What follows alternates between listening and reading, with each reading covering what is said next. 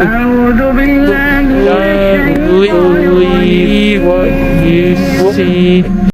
عبالك تشابيه محرم مو؟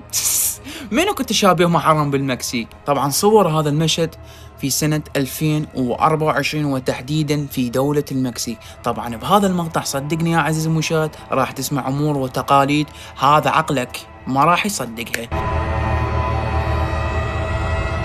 فقبل ما نبدي حطونا متابعة وحطونا لايك على مود تصيرون من عائلة كريس دي القصص، وتعالوا وياي.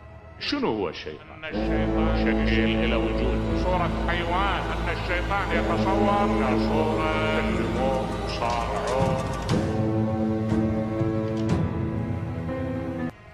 طبعا مثل ما شفتوا المشهد اللي شفتوه بداية المقطع، تمام، هذا المشهد عبارة عن عيد. هذا العيد يرقصون ويحتفلون به دائما الناس الموجودين في دولة المكسيك. العيد قرب لإذنك يا حبيبي، هذا العيد يسمون بعيد الموتى. فهمتوا شنو؟ عيد الموتى. فهذا العيد دائما يحتفلون به المكسيك. ممتد هذا العيد بدايته من 1 نوفمبر اللي هو 11 إلى 5 نوفمبر يحتفلون به المكسيكيين مناسبة تكريم أرواح الموتى. يعتقدون أنه العالم المكسيكيين عود عبالهم الموتى يرجعون بهاي السنة إلهم ويمشون وياهم ويحتفلون، وهاي هيك عقلهم عبالهم. واسمع لي الشغلة الثانية، طبعا دائما بهاي التشابه اللي تصير، فدائما اكو روايات تقول بانه الاشخاص الاكثر رقصا بهذا العيد راح يتلبس بيهم الجن ويصير المصاير.